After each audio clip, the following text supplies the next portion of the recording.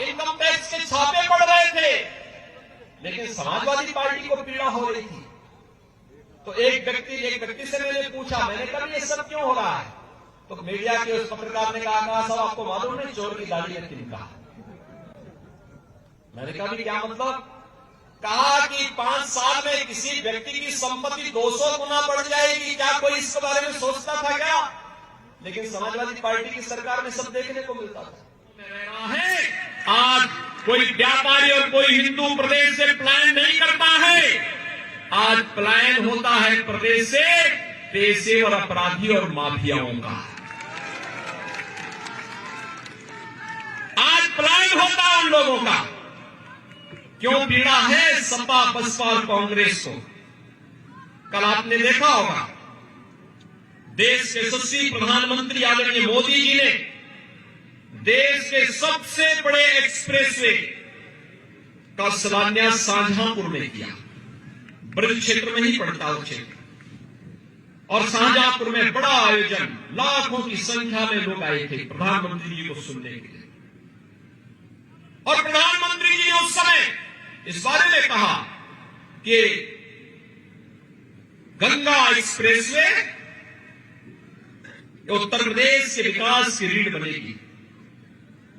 लेकिन जिन लोगों को विकास अच्छा नहीं लगता, उन लोगों ने प्रधानमंत्री जी के ट्वीट पर गलत, प्रधानमंत्री जी के वक्तव्य पर गलत ट्वीट किए।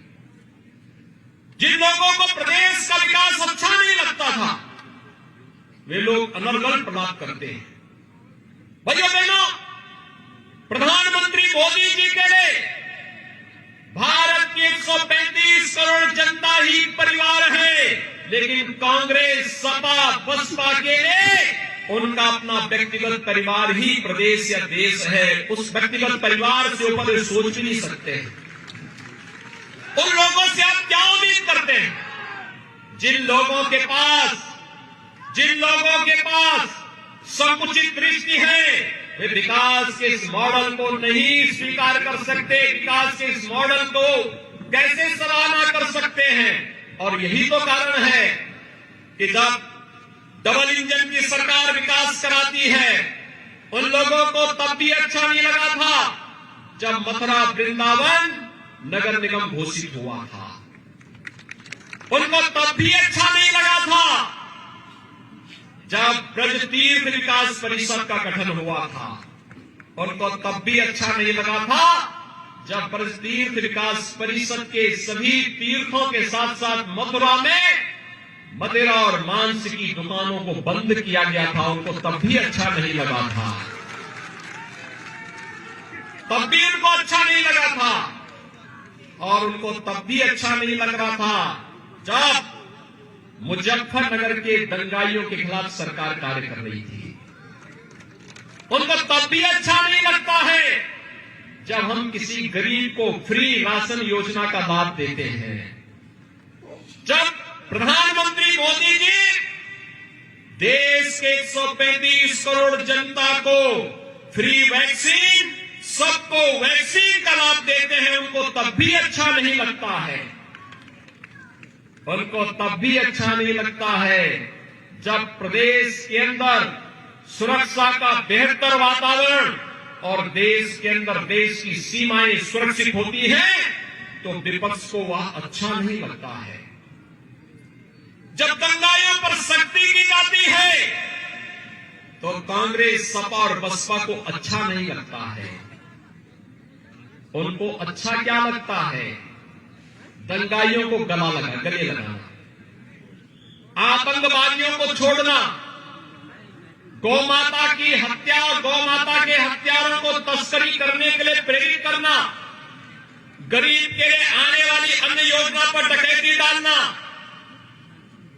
विकास के कार्यों में लूटपाट करना, आस्था के साथ खिलवाड़ करना। मैं पूछना चाहता हूं भाइयों बहनों, आपने आशीर्वाद दिया, ऐसा कौन कार्य है देश के अंदर जो भाजपा ने कहा हो और वह न किया हो?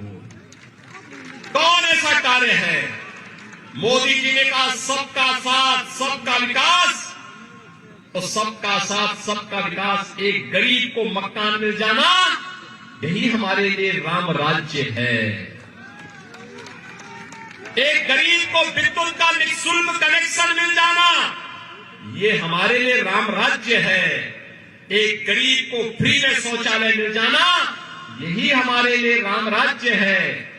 एक गरीब को 5 लाख रुपए की स्वास्थ्य बीमा का कवर मिल जाना, ये भारतीय जनता पार्टी ने कहा नहीं था, लेकिन एक गरीब का हक था, मोदी जी ने वो दिया, भारतीय जनता पार्टी ने वो दिया। एक गरीब को सुरक्षा का बेहतर वातावरण मिलना चाहिए, एक बेटी को सुरक्षा का बेहतर वातावरण मिलना चाहिए, ये भारतीय जनता पार्टी ने आपको दिया, प्रदेश को दिया, देश को दिया। और यही तो विपक्ष को अच्छा नहीं लग रहा है कि आखिर ये सब क्या। हमने कहा था देश के अंदर आतंकवाद को मिटाएंगे, कश्मीर में धारा 370 समाप्त कर दी गई ना। पंडित दीनदयाल उपाध्याय जी की पावन जन्मभूमि यही क्षेत्र है।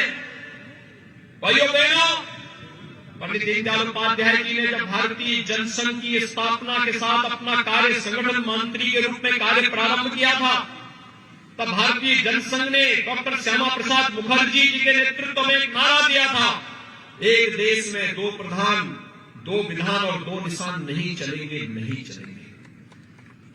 कांग्रेस के द्वारा कश्मीर पर थोपी गई धारा 370 और उसके खिलाफ सबसे पहला आंदोलन चलाने वाला कोई व्यक्ति था, कोई दल था तो भारतीय जनसंघ था, और कोई नेता था तो डॉक्टर श्यामा प्रसाद मुखर्जी थे, जिन्होंने अपना बलिदान दिया था।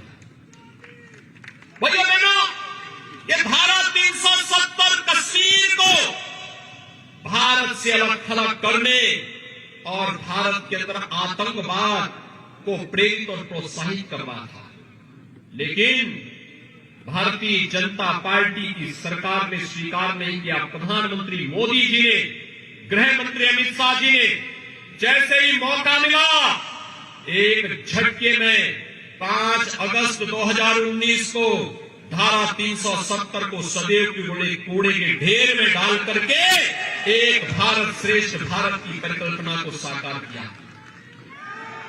कश्मीर में धारा 370 को हटाने का आप समर्थन करते हैं? एक बार दोनों हाथ पा करके मेरे साथ बोलेंगे, क्या समर्थन करते हैं? तो जोरों से बोलेंगे, भारत माता की, भारत माता की।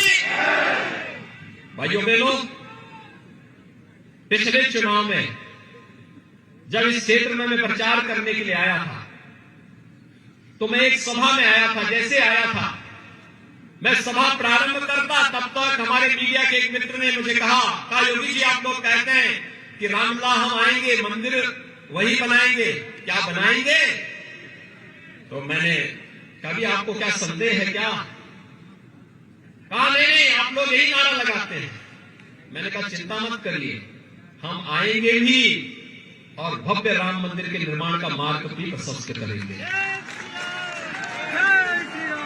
भाइयों बहनों, मैं आपसे पूछना चाहता हूं, हमने जो कहा अयोध्या में भगवान राम का मंदिर के निर्माण का कार्य प्रारंभ हो गया है ना।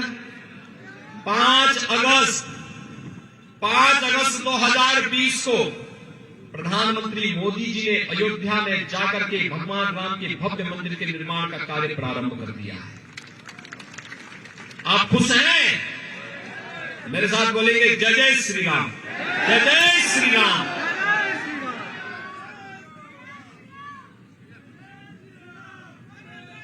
आप सोचिए, आज से 5000 वर्ष पहले इसी मथुरा में कंस के अत्याचार और अन्याय के खिलाफ जब भगवान आए थे, उससे पहले योग माया यहां से विंध्यवासिनी धाम में चली गई थी ना। योग माया का मंदिर है ना, देख लिया है ना, बहुत ध्यान से देखे हो ना, दर्शन किए हो ना। और योग माया का मंदिर मां विंध्यवासिनी धाम के रूप में है। मां विंध्यवासिनी धाम का मंदिर संकरी गलियों से होते जाता था। आज वहां पर भव्य धाम बन रहा है मां विंध्यवासिनी का। मिर्जापुर में आप कभी जाकर के देखेंगे, भव्य धाम बन रहा है।